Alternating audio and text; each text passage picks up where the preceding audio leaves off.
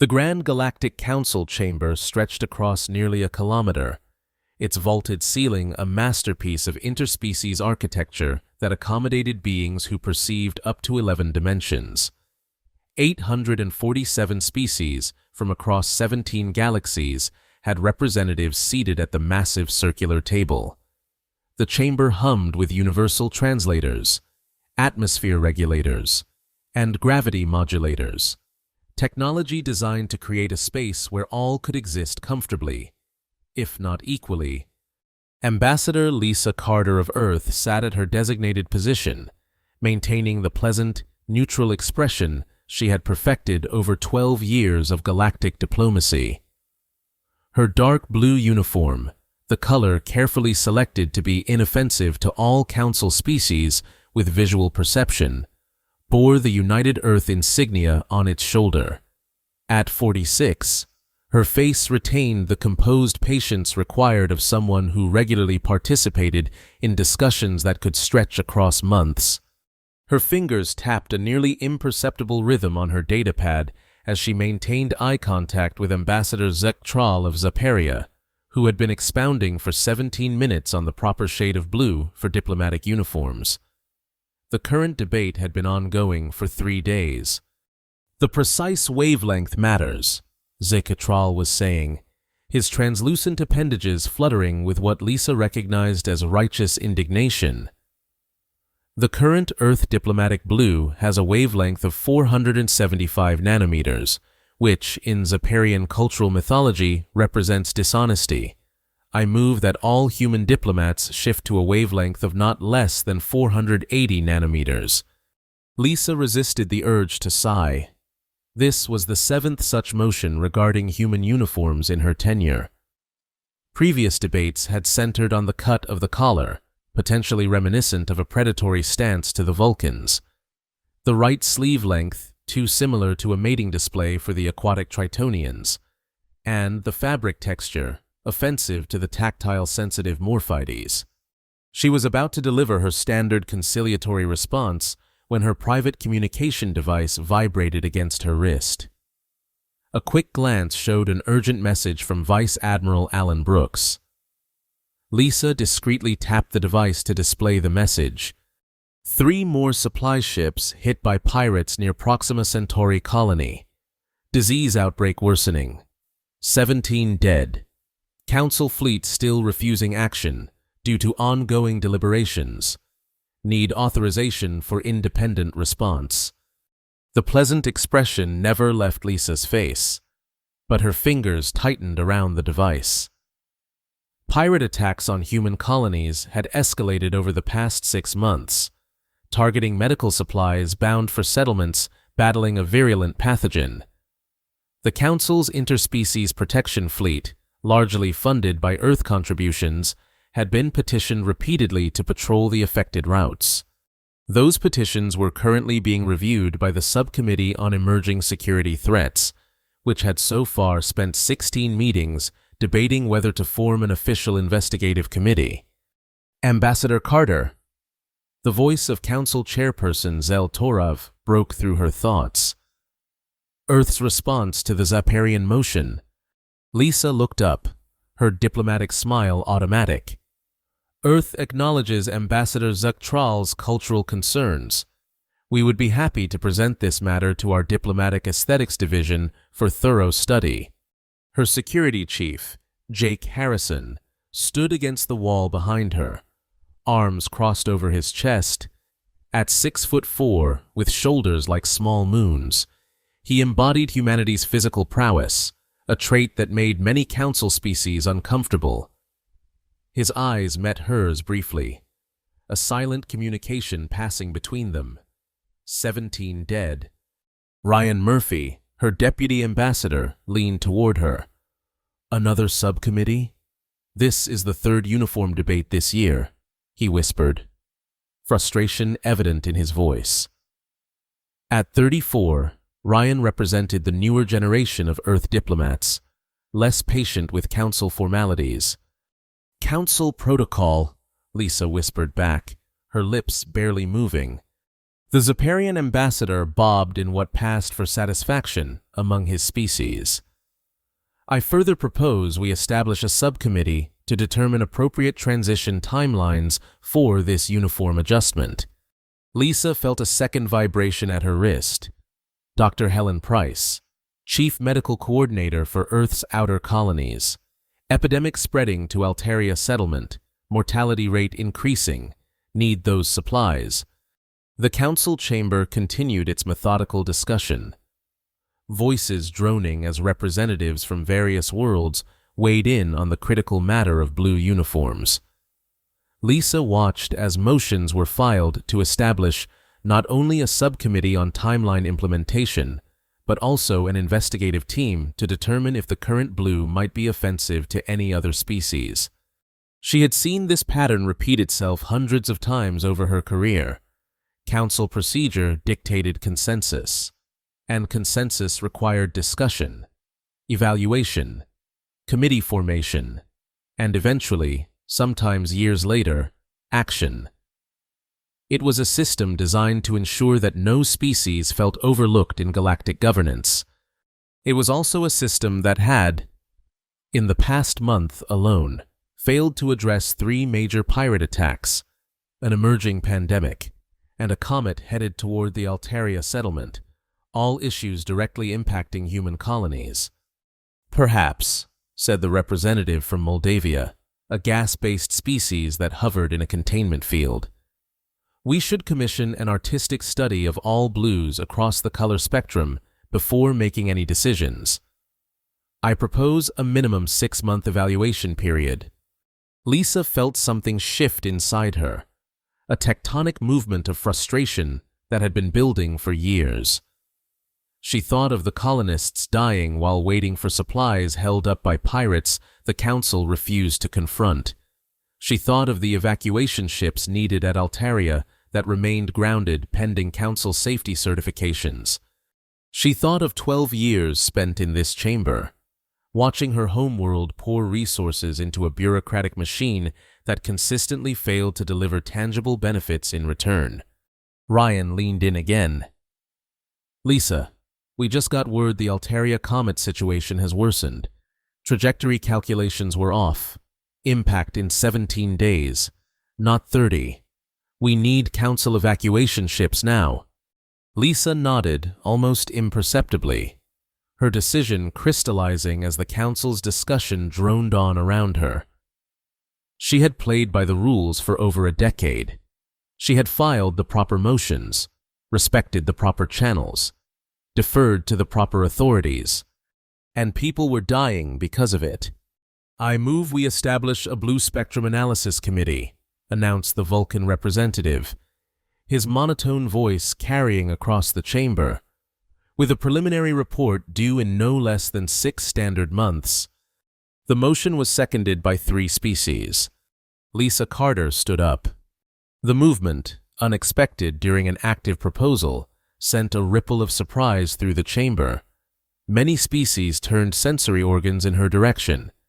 The chairperson's crystalline features rearranged themselves into what Lisa recognized as confusion. Ambassador Carter, Zeltorov said, the floor has not been yielded to Earth at this time.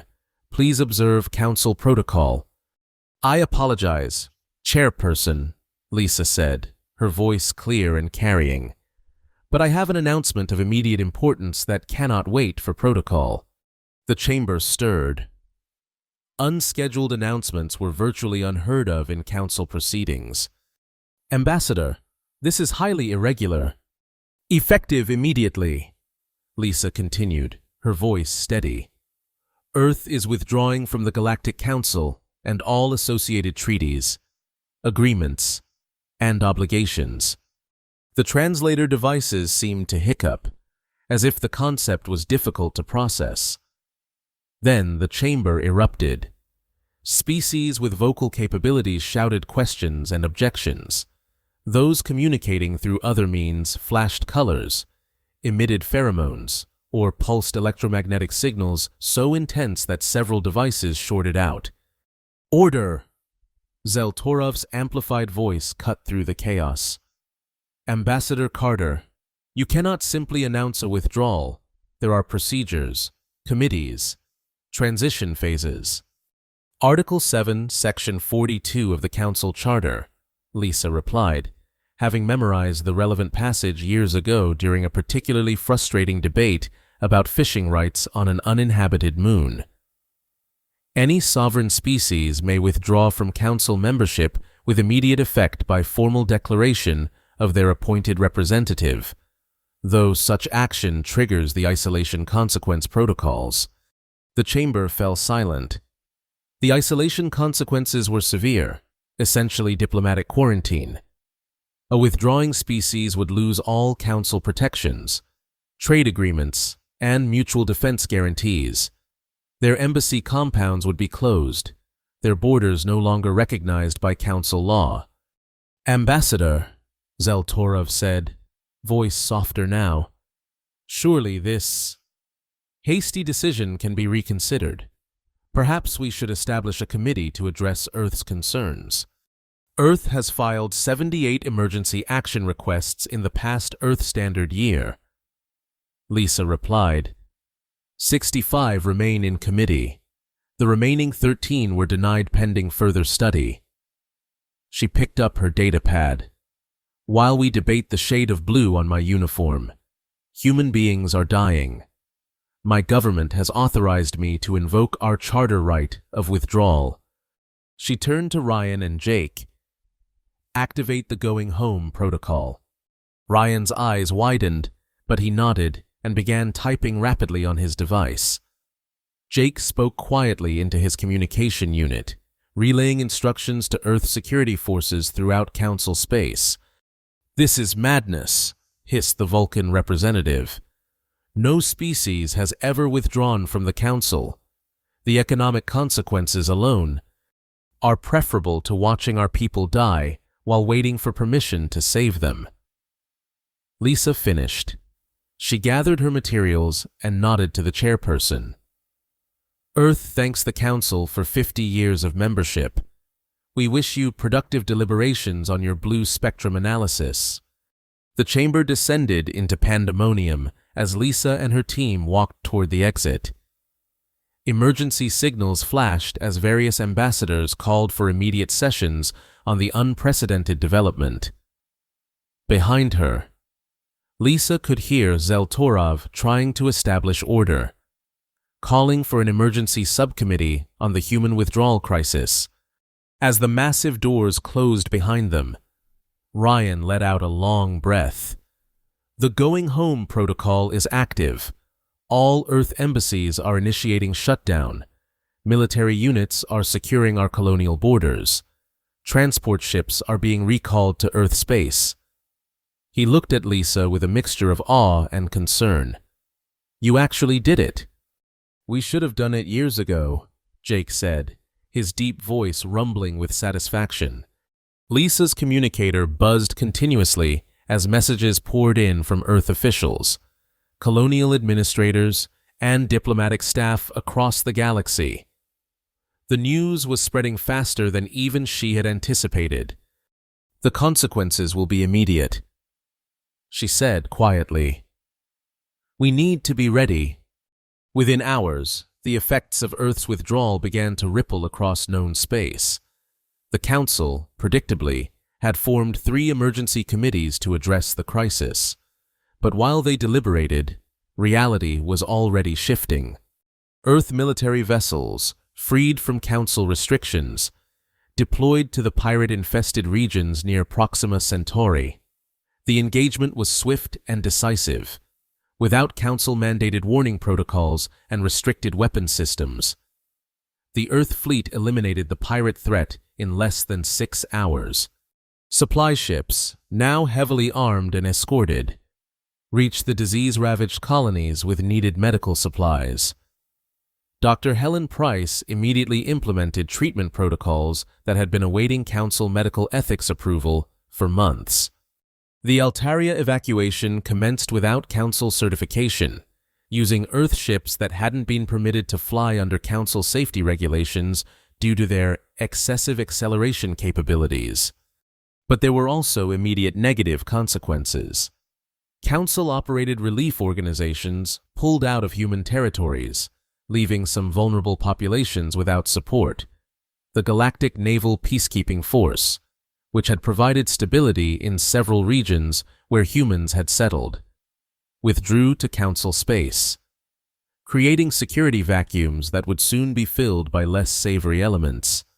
Local conflicts that had been suppressed by Council presence flared up. Trade routes were disrupted as Council species were forbidden from commercial interaction with the now isolated humans.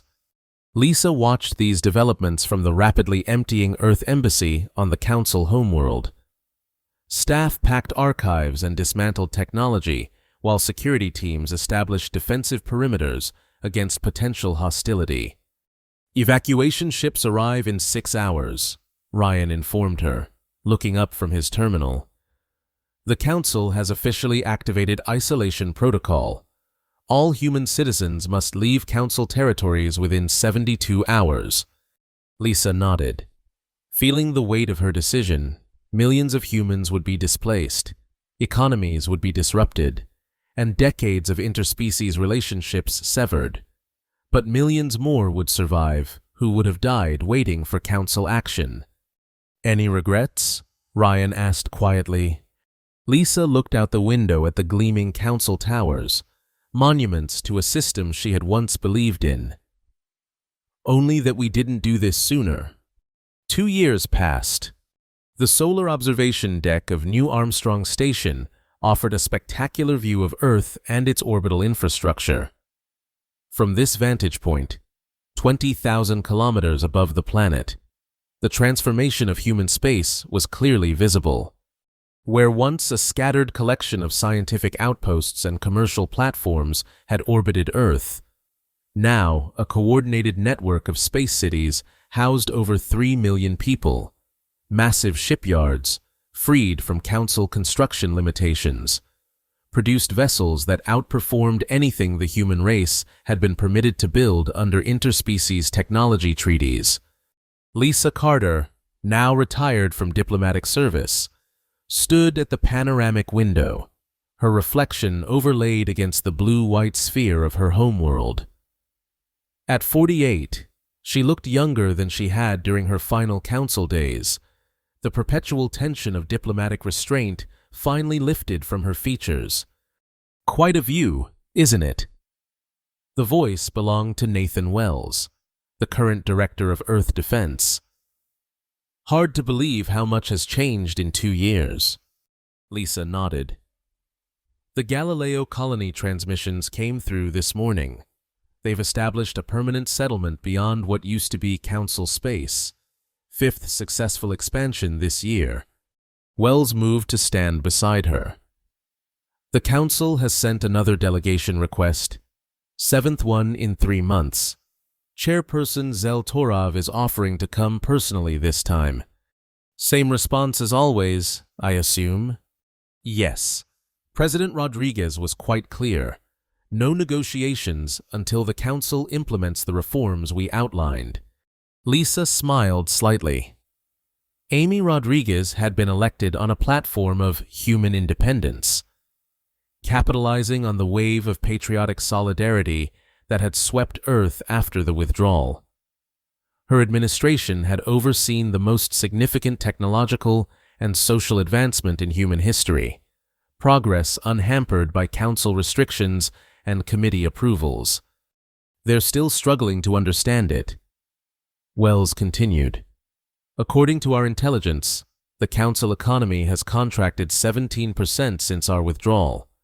Turns out we were subsidizing a lot of their bureaucracy." "And the military situation?" Wells's expression tightened. "The regional wars are getting worse. Without Council peacekeepers, and with us refusing to step in, 3 major conflicts have escalated. The Orion Arm is particularly bad. Refugee numbers are in the millions. This was the darker consequence of Earth's actions. The Galactic Council, for all its inefficiency, had maintained a fragile peace across known space, with one of its principal military and economic powers gone, and with Earth refusing to intervene in non-human conflicts. Power vacuums had emerged that less benevolent forces were quick to fill. "And our borders?" Lisa asked. "Secure.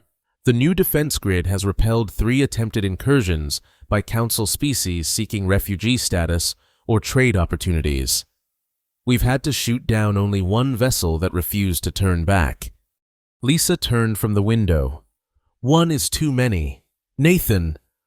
"I agree. But President Rodriguez was explicit. No exceptions to the isolation until the Council meets our terms." Their conversation was interrupted by Pete Johnson, Earth's new head of scientific development, who joined them on the observation deck. A small, energetic man with perpetually disheveled hair. Johnson had led the rapid technological expansion that followed liberation from Council restrictions. "Lisa, glad I caught you. Just got confirmation. The quantum communication system works. We've established instantaneous contact with the Proxima Centauri colony. No more lightspeed delay." This was significant news. Under Council treaties, faster-than-light communication had been restricted to official channels, with human access severely limited. The development of an independent system represented another step toward complete self-sufficiency. "And the medical situation at the colonies?" Lisa asked. "Dr. Price sends her regards," Johnson replied with a grin. "The epidemic is officially contained. 0 new cases in 3 months. The treatment protocol she developed, the one the Council Medical Ethics Committee had been reviewing for 2 years, has a 97% success rate." Lisa felt a surge of vindication. 17 lives lost had been the catalyst for her decision, but thousands more had been saved as a result. "Not all the news is good," Johnson added, his expression sobering. "We're getting reports of major Council communications networks going offline, some kind of cascading failure in their central systems. Several species have lost contact with their homeworlds." "Our doing?" Lisa asked sharply. Wells shook his head. "Not directly, but their systems were integrated with ours. When we pulled out and developed our own infrastructure, their networks lost redundancy. They haven't adapted well." Lisa turned back to the window, watching as a massive construction vessel moved into position near one of the orbital cities. Humanity was thriving in its self-imposed isolation, but the wider galaxy was struggling with the consequences of their absence. "There's something else," Wells said quietly. "The Council has deployed its fleet, 800 ships, moving toward the border of what they still consider their space and ours." "A show of force?" Lisa asked. "Possibly, or preparation for something more aggressive. President Rodriguez has ordered our fleet to shadow them but maintain distance." Lisa considered this development. The Council, throughout its long history, had rarely resorted to military action. Its preference for committees and deliberation extended to matters of conflict as well. A fleet deployment of this scale was unprecedented. "They're desperate," she concluded. 2 years of economic contraction, communications failures, and regional conflicts have pushed them to this point. They need us back in the system. Or they need to make an example of us. Wells countered, "Show what happens to species that break the consensus." Before Lisa could respond, an alarm sounded throughout the observation deck. Red emergency lights activated as a station-wide announcement echoed through the space. "Attention all personnel. Defense Condition Alpha. This is not a drill. All non-essential personnel proceed to designated shelters. Defense forces to battle stations." Wells touched his communication implant. "Receiving information." His expression hardened. "The Council fleet has crossed the border. They're on an intercept course with our outer defense perimeter." Johnson looked alarmed. "They're actually attacking? The Council?" "Apparently, 2 years of committee meetings have finally produced a decision," Lisa said dryly, though her heart raced at the implications. Humanity had built significant defenses, but the Council fleet was vast and represented the combined military might of hundreds of species. Wells was receiving continuous updates through his implant. Our fleet is moving to intercept. Planetary defense systems activated. All colonies implementing security protocols. He paused, listening to another update. President Rodriguez is requesting your presence at Defense Command. Lisa, advisory capacity. Lisa nodded, unsurprised. Though retired, her knowledge of Council tactics and psychology made her valuable in this crisis. Let's go. Earth Defense Command was housed deep within the Rocky Mountains. A massive complex expanded significantly since the withdrawal. Lisa, Wells, and Johnson were transported there via high-speed shuttle, arriving just as the situation was escalating. The command center hummed with controlled activity. Massive displays showed the approaching Council fleet, a vast armada of vessels representing dozens of species' architectural styles, from the crystalline ships of the Vulcans to the asymmetrical constructs of the gaseous Moldavians. President Amy Rodriguez stood at the central command table, her expression grim but determined. At 53, she embodied the new spirit of human independence, pragmatic, confident, and unwilling to compromise on matters of survival. Lisa, she acknowledged as they entered. Glad you're here. The Council has made their move. Have they issued demands? Lisa asked, studying the tactical displays. Oh yes, very specific ones. Rodriguez gestured to a communication officer, who played the recorded message. Chairperson Zel Torov's familiar crystalline features appeared on screen. People of Earth, the Galactic Council has determined that your unilateral withdrawal constitutes a threat to galactic stability. The Council Subcommittee on Human Reintegration has voted unanimously to require Earth's immediate return to Council authority. All independent human developments must be surrendered for Council safety evaluation. All military vessels must stand down for inspection. Failure to comply within 6 standard hours will result in necessary enforcement action. Lisa couldn't help but laugh bitterly. 2 years, and they still don't understand. They're still using the same bureaucratic language, still making the same demands. They believe their show of force will compel our compliance. Rodriguez said, They've never understood humanity. Wells studied the tactical displays with a professional eye. 800 ships against our 300. On paper, it looks bad for us. On paper, Rodriguez agreed. General Parker, status of Project Invisibility. A stern-faced military officer stepped forward. Ready for deployment, Madam President. The fleet is in position. Lisa looked questioningly at Rodriguez, who smiled tightly. Another development the Council doesn't know about. While they've been forming committees, we've been busy. The tactical display shifted, showing a new layer of information. Surrounding the approaching Council fleet, previously undetected, were over 500 Earth vessels equipped with advanced stealth technology. They had been positioned in a 3-dimensional encirclement pattern, invisible to Council sensors. The Invisibility Fleet, Rodriguez explained. Ships with no emission signatures, no detectable mass, no visual profile.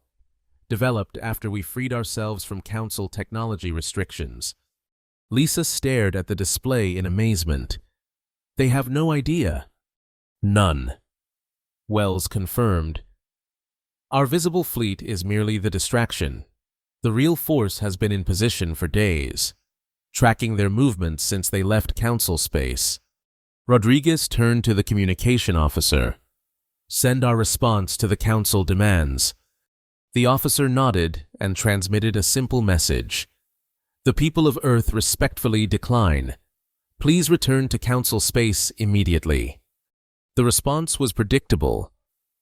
The Council fleet continued its advance, moving into an attack formation designed to overwhelm Earth's seemingly outnumbered defenses. "Yeah, they've made their choice," Rodriguez said, quietly. "General Parker, you have authorization to proceed with defensive operations. Minimal casualties if possible." "Yes, Madam President."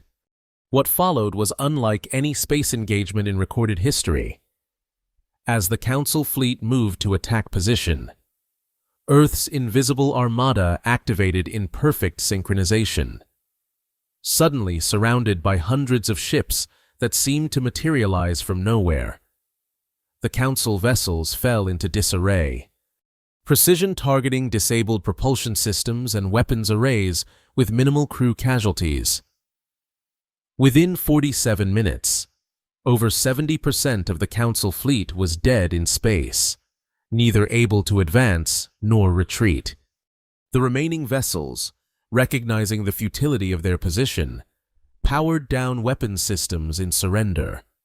"Council flagship is hailing us," the communications officer announced. Rodriguez nodded. On screen, Zell-Torov appeared, the crystalline features of his face arranged in what Lisa recognized as shock. "What? How is this possible? Your fleet was outnumbered more than 2-1. "The fleet you could see was outnumbered," Rodriguez corrected.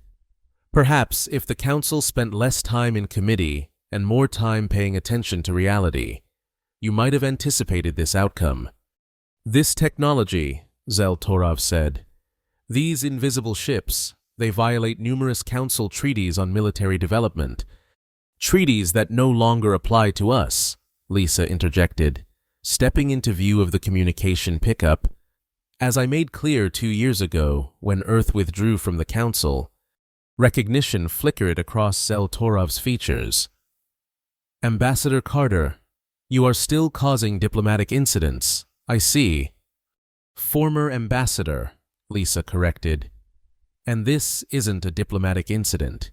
This is the consequence of the Council's failure to adapt to a galaxy where humans make their own decisions." Rodriguez took control of the conversation. "Chairperson, your fleet is disabled but your crews are unharmed. We will provide emergency power to life support systems and escort your vessels back to Council space. Earth remains willing to establish normalized relations with the Council when our terms are met. Until then, do not test our borders again." The transmission ended, leaving the command center in a moment of charged silence before erupting into controlled celebration. Earth had not only defended itself, but had demonstrated technological superiority that would ensure its security for the foreseeable future. Lisa stepped away from the command table, finding a quiet corner of the vast room. The victory was complete. The vindication of her decision 2 years ago, absolute. Yet she felt a complex mixture of emotions: pride in humanity's achievements, concern for the wider galactic community, and lingering sadness for what had been lost.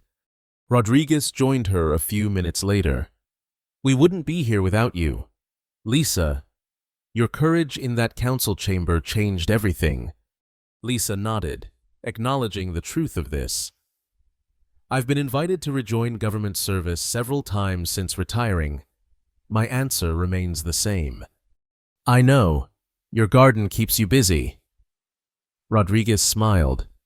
"Though I had hoped today's events might change your mind. We could use your experience as we renegotiate our place in the galaxy from a position of strength." "My diplomatic days are done, Amy. I've said everything I needed to say to the Council." Lisa looked back at the tactical displays, where Earth vessels were now positioning themselves to provide assistance to the disabled Council ships. "Besides, I think humanity has proven it doesn't need me anymore."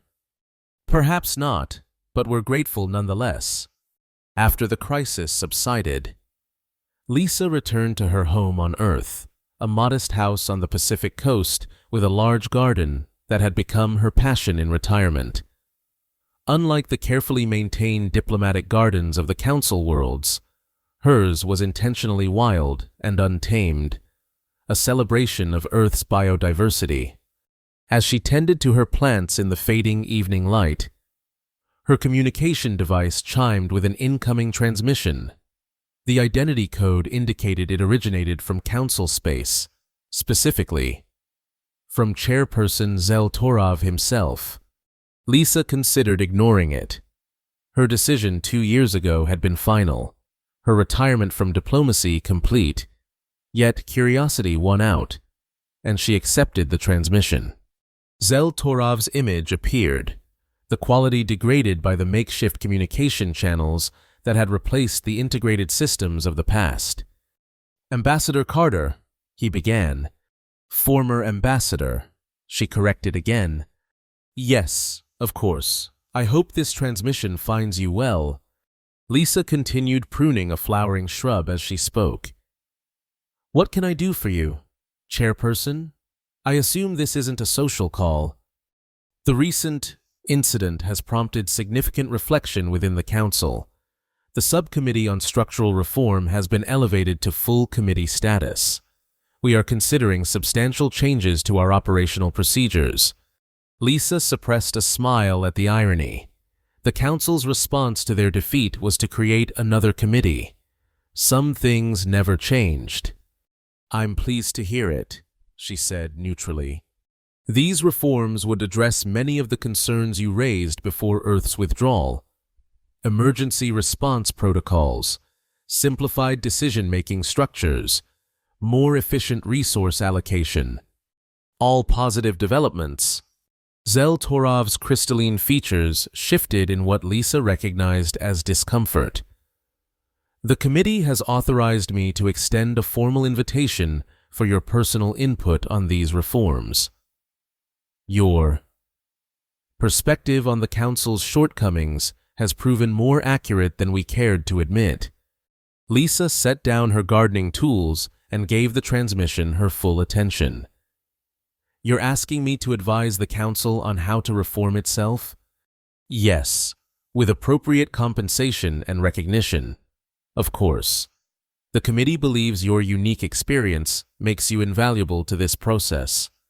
It was, in many ways, a vindication of everything Lisa had fought for during her diplomatic career. The recognition she had sought, the changes she had advocated, all now being offered freely after humanity had demonstrated its power. "I appreciate the offer, Chairperson," she said carefully, "but I must decline." Zeltorov's surprise was evident even through the poor transmission quality. "May I ask why? These are the very reforms you once championed."